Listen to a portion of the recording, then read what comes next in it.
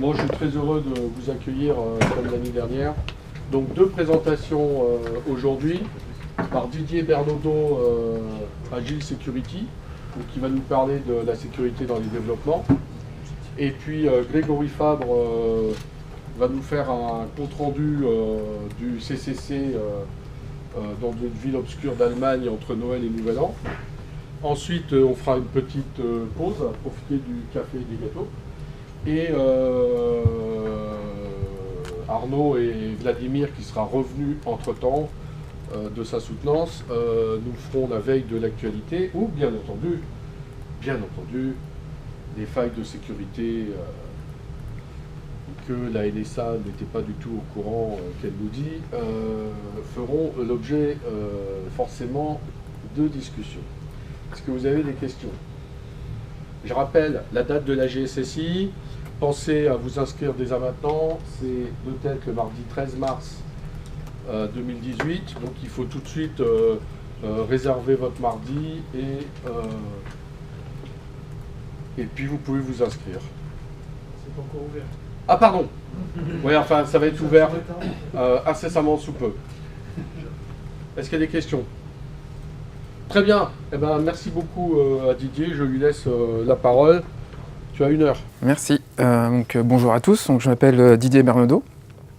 Ça fait une dizaine d'années que je travaille dans la sécurité applicative. Donc, pour cette première présentation de l'année, je vous propose une présentation sur le Agile Security ou comment intégrer la sécurité dans une démarche agile.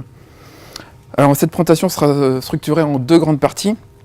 La première partie, c'est tout ce qui est intégration dans la méthodologie agile, donc Scrum, avec une vision plutôt DevOps.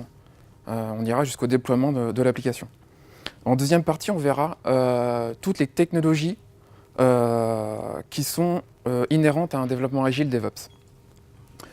Donc pour cette présentation, ça sera une fiction dans laquelle 2 acteurs vont intervenir, Bob et Alice. Je pense que vous les connaissez déjà. Pour les questions, il faudra mieux les garder en fin de présentation, auquel on pourra consacrer peut-être un quart d'heure sur les questions. Donc petit point avant de commencer, je parle en mon nom et pas au nom de mon employeur. Donc le premier chapitre, pour la première partie constituée de 2 chapitres, la révélation. Donc Bob, j'ai oublié la photo, Bob travaille pour la Cache Register Limited Company. Il est en charge de la sécurité applicative et il suit à peu près 70 projets par an pour un patrimoine applicatif de 200 applications. Donc il est assez occupé. Et il suit scrupuleusement la méthodologie de développement applicatif, un mode traditionnel, donc ce qu'on appelle aussi waterfall, ou le mode en cascade. Il a bien évidemment mis sur chaque étape ses démarches sécurité. Sur la phase de définition des besoins, il définit ses exigences de sécurité. Pour la phase de développement, il a défini sa politique de secure coding. Il organise les pentests avec des prestataires externes, qui lui prend à peu près 1 mois à organiser, puis après il faut gérer les vulnérabilités et tout ça. Et enfin, une fois que tout ça est fini, on déploie dans un environnement sécurité avec les WAF et les firewalls. Donc pour Bob, tout va bien jusque-là. Jusqu'au jour où il rencontre Alice. Et Alice lui pose une question, est-ce qu'il y a un problème si j'envoie des mails à des clients? Donc Bob, il demande, ça dépend des données qui sont dans le mail. Et Alice, un peu embêtée, elle dit, j'envoie des données bancaires, des numéros de carte et numéros de compte bancaire. Alors Bob dit, dans ce cas-là, il faudra que j'analyse ton projet et qu'on étudie ça ensemble. Quand est-ce qu'est ta mise en production, pour ta deadline? Et Alice, un peu gênée, dit, c'est déjà en production il y a 2 semaines. Et là, Bob, un peu surpris, dit, comment c'est possible?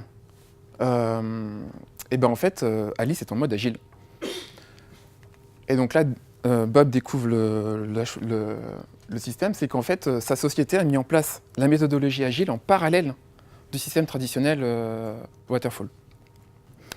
Donc au début, c'était pour des petits projets, donc la sécurité s'en est pas forcément impliquée. C'était des projets qui n'avaient pas forcément d'impact en termes de sécurité, et c'était surtout pas forcément mis en production derrière. Donc une fois que Bob a découvert ça, c'est comment devenir un security officer, Agile Security Officer. Donc, tout d'abord, on va abandonner la notion de projet, on va parler de produit. Un projet, ça a une vue éphémère, c'est un début et une fin. Avec un produit, on va le suivre tout au cours de sa vie. Alors il y a des débats sur le sujet, hein, quand on développe en agile projet produit, la suite de la présentation se fait en mode produit. Également, on n'aura plus de notion d'application, ça sera des produits, même si la différence entre une application et un produit, c'est à peu près similaire, mais on n'aura plus de grosses applications avec plus d'1 million de lignes de code, ça sera que des petits produits découpés. Ensuite, donc, notre product owner, donc la première notion en mode agile, c'est le product owner. Donc, dans cet exemple, c'est Alice, qu'on a vu dans la discussion juste auparavant. Elle est responsable de gérer le backlog. Le backlog, c'est la liste des tâches à faire, on verra juste après, pour gérer toutes les fonctionnalités du produit. Le product owner, c'est lui qui aura plein d'interlocuteurs. Il va aller vers le business, il aura tout ce qui est les juristes, la conformité, tout un tas d'autres interlocuteurs, elle va devoir prendre en compte ces exigences. Donc également, en termes de sécurité, il faut être une partie intéressée auprès du product owner pour pouvoir lui pousser nos exigences de sécurité. Donc ça, c'est la première étape. Donc le product backlog, je l'ai déjà défini, c'est la liste des choses à faire que l'ensemble des stakeholders veulent voir implémenter. Donc en termes d'items dans ce backlog, on va avoir, donc c'est une liste d'items, on va avoir des fonctionnalités sous forme de user story en général, on va avoir des exigences non fonctionnelles, on va avoir tout ce qui est les défauts à corriger, donc tout ce qui est bug, vulnérabilité, on va être dedans, sous forme de bug story. Tout ce qui est refactoring, si on doit modifier quelque chose dans le code, améliorer les performances, tous ces événements-là. Et enfin, tout un tas d'autres trucs.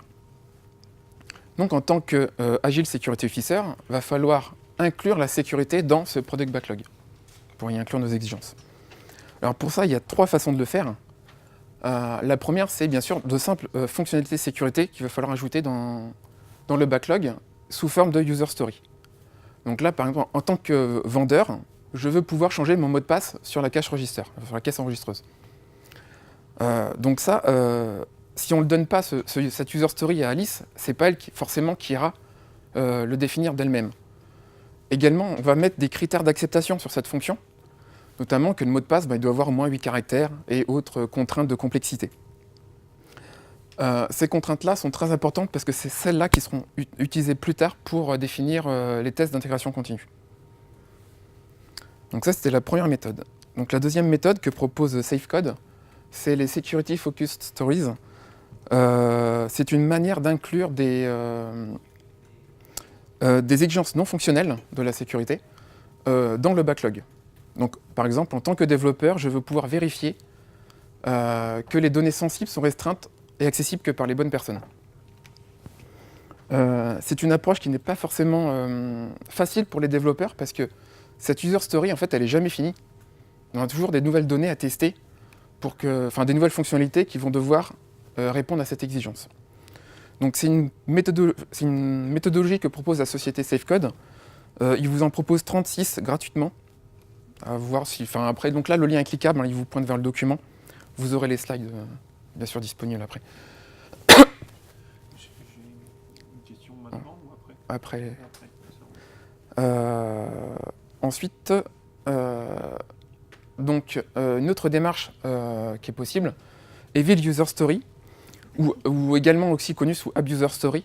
Donc là, on va se positionner. Donc c'est une méthodologie qui est introduite par l'OWASP. Et on va créer d'abord des personnes fictives qui vont être des profils d'utilisateurs. Donc là, on va par exemple prendre un attaquant interne et on va lui définir limite combien de temps il est dans l'entreprise, quel poste il a dans l'entreprise, quel droit il a, quel âge il a, quelles compétences il a en piratage.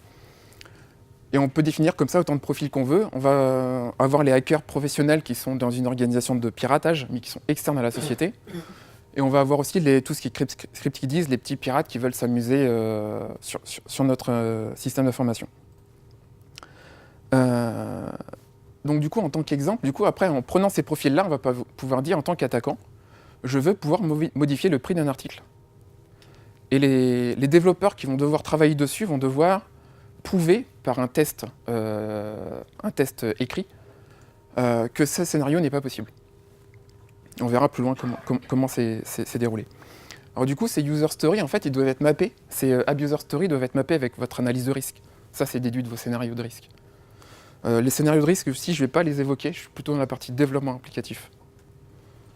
Donc du coup, on a vu 3 façons d'inclure la sécurité dans le backlog. Les user stories avec des critères d'acceptation, des exigences non fonctionnelles de sécurité et les abuser stories. En parallèle de ça, les développements agiles utilisent la definition of done. Donc cette definition of done, en fait, c'est une checklist des actions à faire avant de dire qu'on a fini une tâche. Par exemple, ça peut arriver que le développeur dise bah, « j'ai fini de développer la fonctionnalité ». Le métier va dire bah, « c'est bon, on peut la mettre en production ». Ah bah non, j'ai pas fait les tests, j'ai pas fait la doc, et puis en fait, c'est pas très performant. Donc en fait, t'as pas fini, puisque t'as pas tout fait. Donc la definition of done liste tout ce qu'on doit faire avant de dire qu'on a fini la tâche. Donc en tant que security officer, ben, on va inclure la sécurité dans ce definition of done. Par exemple, si on fait des analyses de code source, eh ben on veut qu'il n'y ait pas de vulnérabilité critique ou majeure dans l'audit de source code. S'il y en a, la tâche n'est pas finie. Il faut que tu revoies ton code et tu refais pour qu'il n'y ait pas d'erreur. Donc voilà l'étape. Et ensuite, une fois qu'on a tout ça, donc, on va fonctionner en mode... les développements vont être réalisés sous forme de sprint. Ça va être un développement itératif. Un sprint, ça a une durée fixe. Pour tous les sprints, ça va être 2 à 3 semaines de développement, ce qui est assez court, hein. Mais pour livrer une petite fonctionnalité. Donc en tant que security officer, il va falloir s'intégrer dans les différentes réunions d'un sprint. Donc, la première, la principale, c'est le début du sprint, dans lequel les développeurs vont définir dans le backlog les fonctionnalités qu'ils vont développer pendant les 3 prochaines semaines. Donc ils en définissent 1, 2, voire 3, en fonction de la charge qui a été estimée sur chaque fonctionnalité. Et ils vont en déduire les tâches que ça implique. Donc dans ces tâches, il va falloir identifier les tâches de sécurité. Par exemple, est-ce qu'il y a du contrôle d'accès à mettre en place, de nouveaux certificats à commander pour du HTTPS, enfin tout ce qu'il faut. Et ça, forcément, les développeurs ne sont pas forcément au courant de toutes les tâches sécurité qu'il faudra faire. Donc c'est l'une des réunions agiles auxquelles le security officer peut contribuer. Ensuite, donc, les tâches dans le sprint backlog, les développements se font normalement il y a au moins 3 phases dans le développement. Il y a la partie développement, test et deploy si on est en mode DevOps. L'équipe de développement, elle, est autonome et indépendante de la société. Donc elle n'a aucun lien. Place au premier rang. Parce que je ne suis pas sûr qu'il en reste au fond, parce que tout le monde se précipite au fond.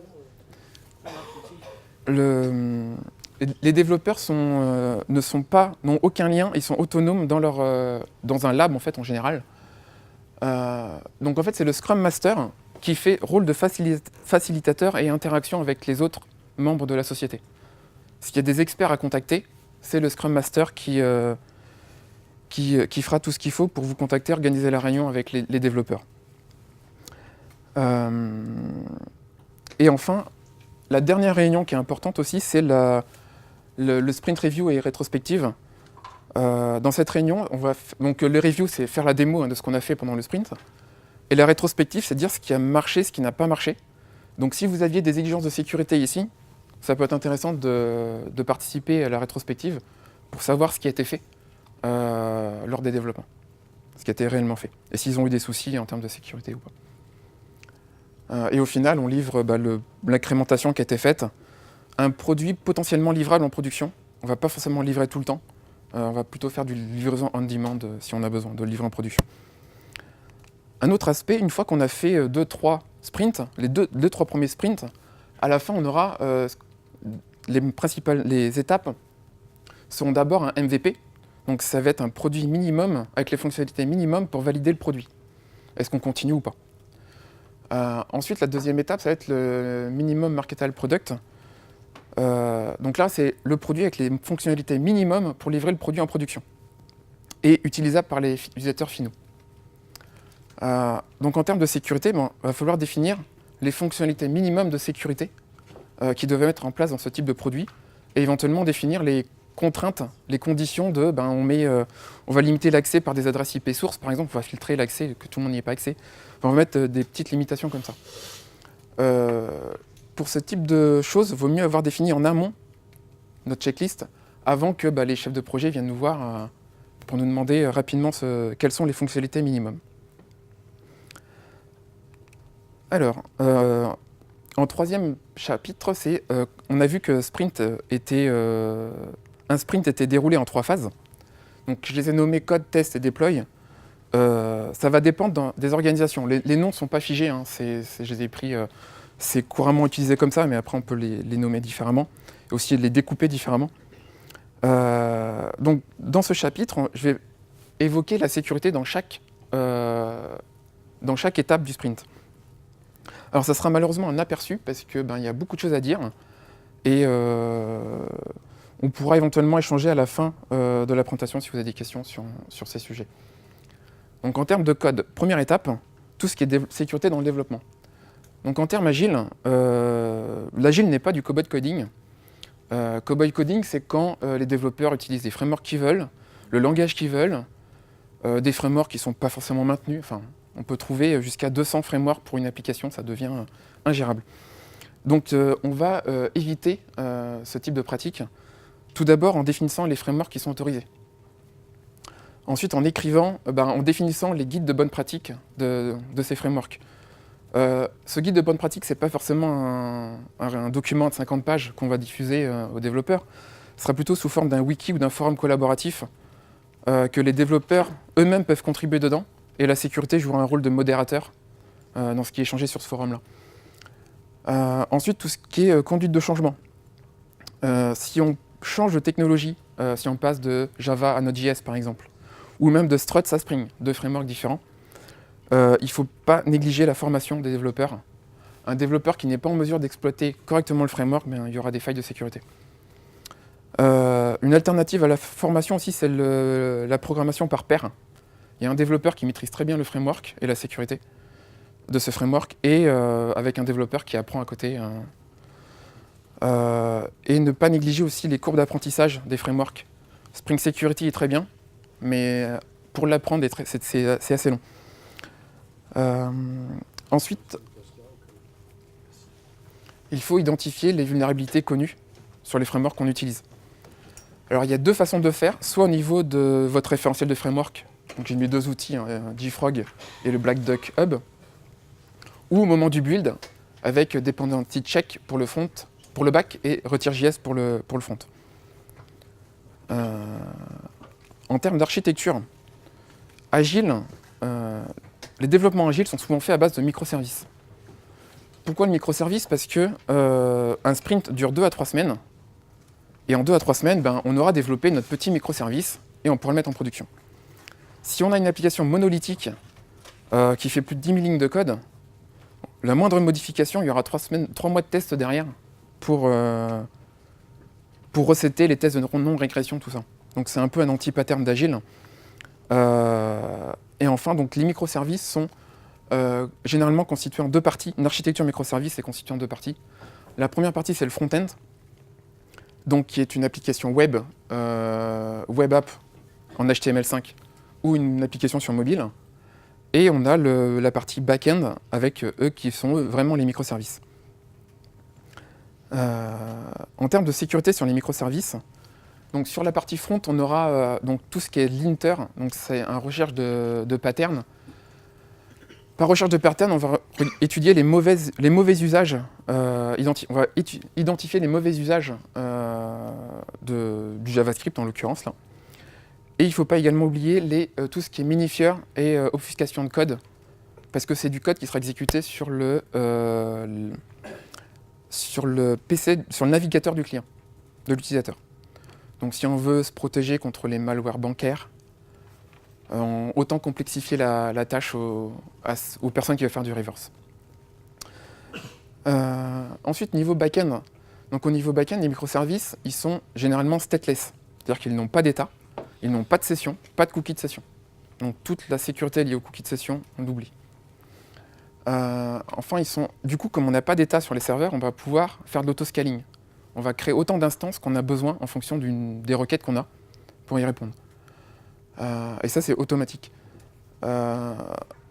à la place des cookies de session, on aura les tokens d'authentification, qui sont donc c'est OAuth2 et les JSON Web Tokens. Et également, on hérite de la sécurité du web, puisqu'on est sur du HTTPS. Enfin, on est sur HTTP, donc on pourra mettre HTTPS. En termes de pattern de microservices, on ira plutôt privilégier l'orchestration par rapport à la chorégraphie.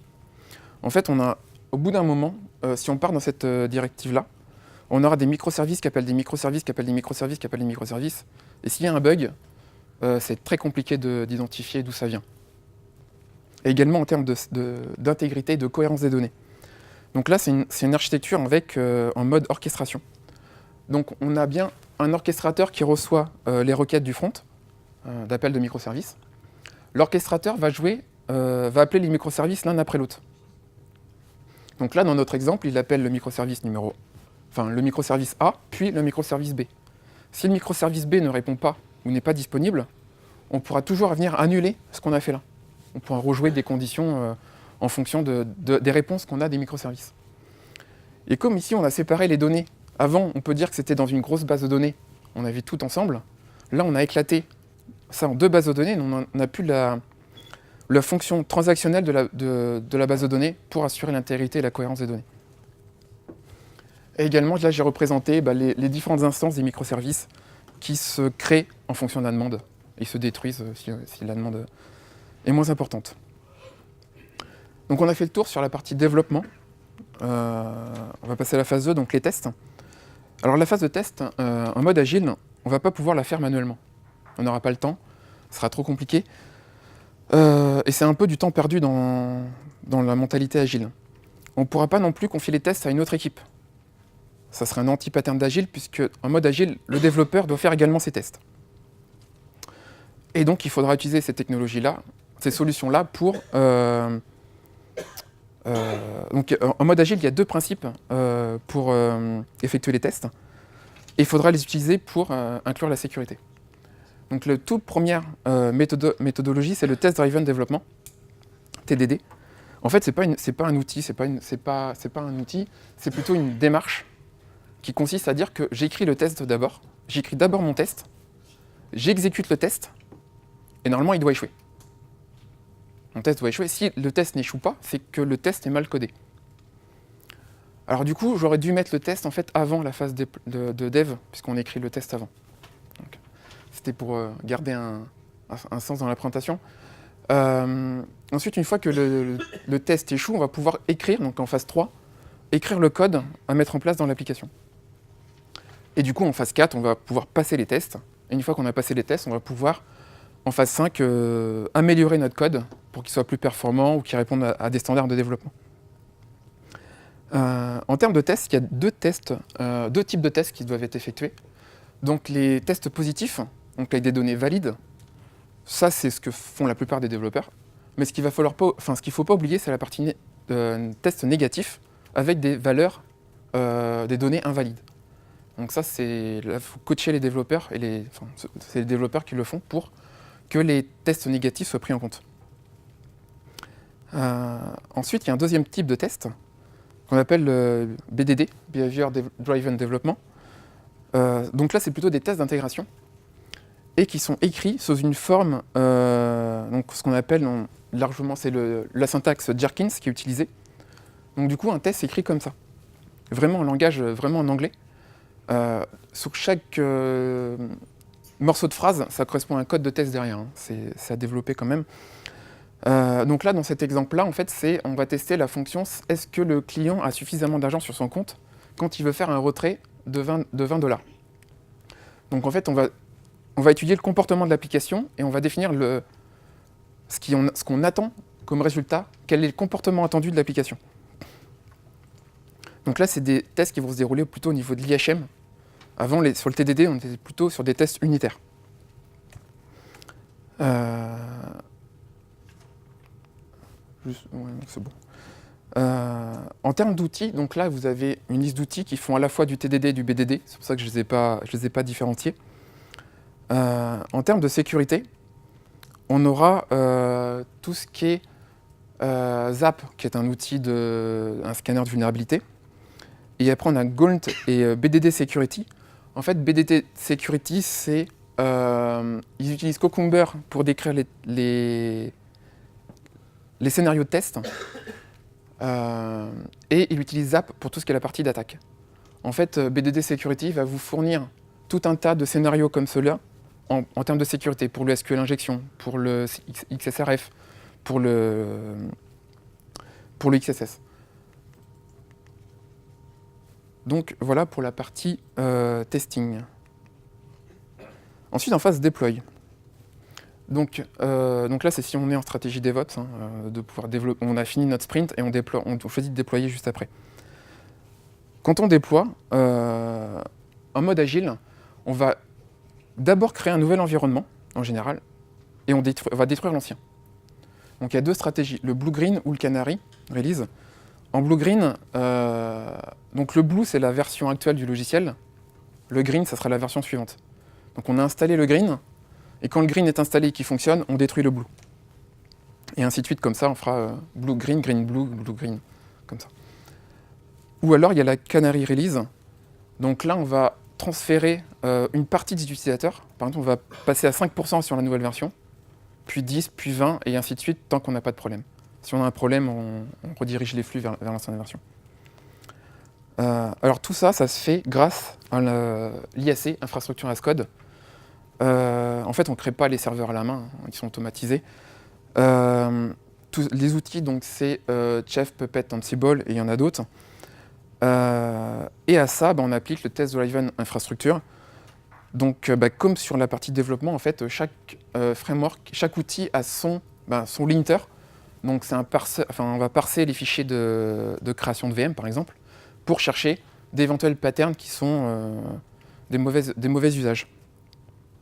Donc, pour la plupart des... Donc, Rubocop, c'est pour Chef. Ensuite, il y a les tests unitaires qui sont faits. Donc, on va créer des VM et on va voir comment elles sont montées. Et enfin, pareil également, il y a l'acceptance testing qui est proposé avec un petit jeu mot pour Chef, Test Kitchen pour Chef. Également, ce qu'on a, c'est tout ce qui est Network as Code. Donc, tout ce qui est Firewall, Load Balancing, sont également créés par un script.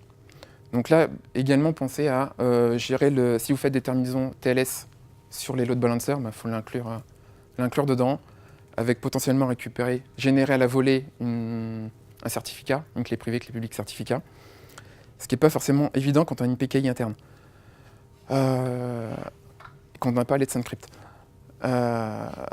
Ensuite, la solution que propose Red Hat pour ça, se base sur Neutron, donc c'est la solution qui est intégrée dans OpenShift, OpenStack.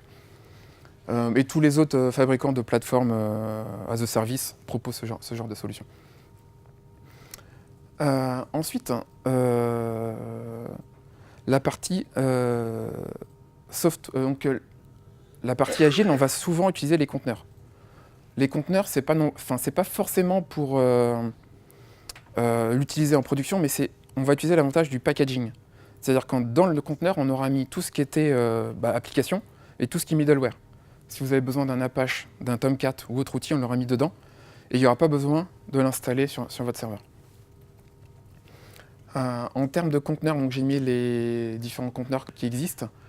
Runc, Docker, Rocket, c'est celui de CoreOS. Garden, celui de Cloud Foundry.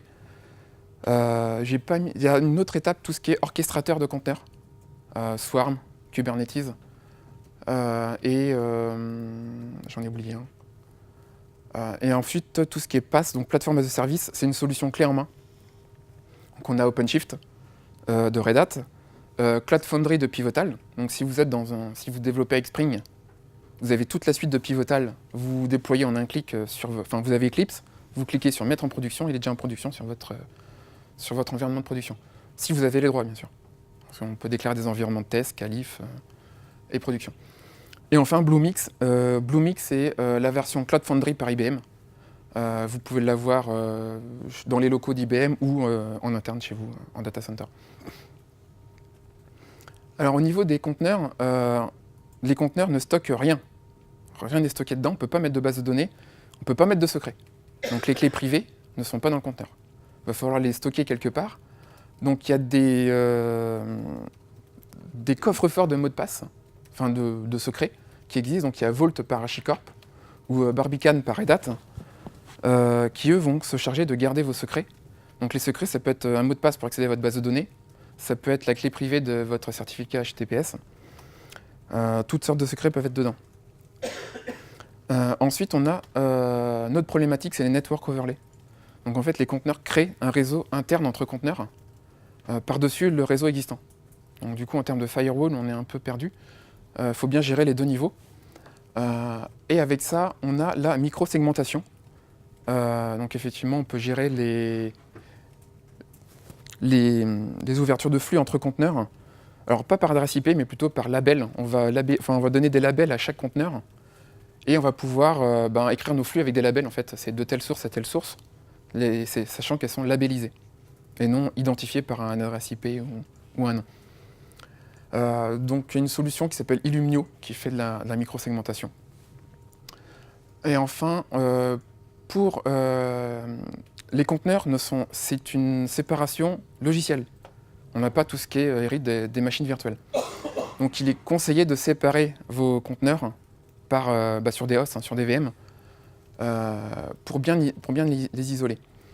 Donc il y a CoreOS qui propose une solution. Donc CoreOS, c'est avec Rocket, avec une version QEMU modifiée pour garantir des performances à l'exécution de ces conteneurs dans des hosts. Et enfin, également, ne pas oublier tout ce qui est analyse de sécurité, analyse de vulnérabilité dans les conteneurs. Donc là, je vous ai mis Claire en exemple, qui est proposé par CoreOS. Claire va parser tous les fichiers qu'il y a dans un conteneur et va vérifier si votre version d'OpenSSL est toujours la bonne. Et on va envoyer une alerte quand il y aura une vulnérabilité connue dessus. Alors dans les conteneurs, on pourrait encore aller plus loin. J'ai pas parlé de tout ce qui est data agility, parce qu'on ne peut pas stocker de données. Donc quand on est en mode DevOps et qu'on modifie la structure de la base de données, comment on fait quand on revient en arrière? Enfin, il y a tout un tas de questions là-dessus à se poser. Ensuite, donc, le dernier chapitre, ça va parler de tout ce qui est Secure Software Supply Chain. Donc il y a d'autres noms pour désigner la même chose. Tout ce qui est Software Factory, Software Development Pipeline ou Toolchain. Donc il y a différents noms. Et tous les outils que j'ai cités auparavant, il va falloir les placer dans cette toolchain. Donc voilà globalement à quoi ça ressemble. Donc, vous avez tout en haut la partie orchestrateur. C'est lui qui va jouer, dérouler les actions à mener. Donc en général, c'est Jenkins que vous retrouvez là-haut. Ici, vous avez votre repository de framework sous Nexus, Artifactory ou tout un tas d'autres solutions. Les frameworks que vous avez validés, bien sûr, auparavant. Vous avez votre source code repository, un GitLab ou un Dogs. Ensuite, tous les outils de sécurité qui peuvent travailler sur le code source sans avoir besoin de builder. Ils vont se trouver ici. Donc on a tout ce qui est linter, source code audit. Ensuite, on a ensuite, une fois que tout ça s'est passé, on passe au build. Donc là, ça va être du Maven, Gradle, enfin, vos outils de compilation. Une fois que tout ça est fait, on le verse dans le build repository. Et là, on a tout ce qui est outils de configuration management. Donc ça va être Ansible, Puppet, Chef, qui eux vont créer d'abord des VM de test afin qu'on puisse tester tout ce qui nécessite d'accéder à l'IHM en fait. Donc c'est là où on va faire le BDD et certains cas de TDD, on va les faire ici. Cet environnement-là, il aura peut-être besoin d'autres composants, des bouchons pour que l'environnement fonctionne.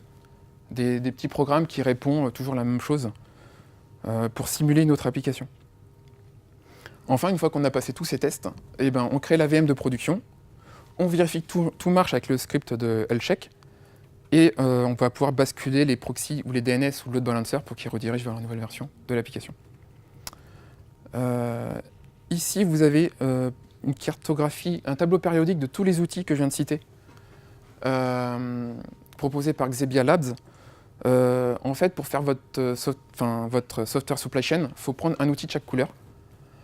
Et vous aurez votre chaîne d'intégration continue et de déploiement continu. Il n'y a pas réellement d'outils mieux que d'autres.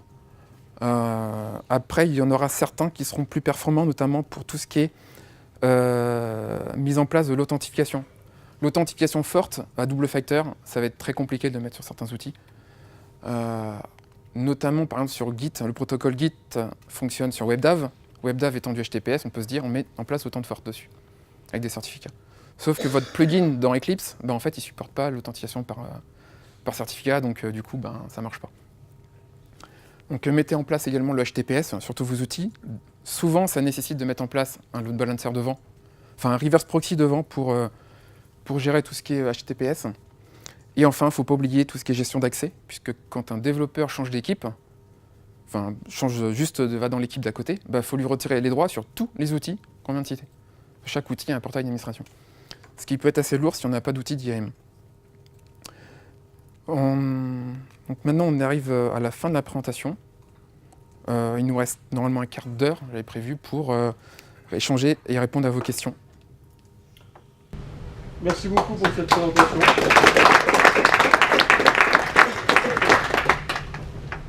Bien, on va prendre des questions.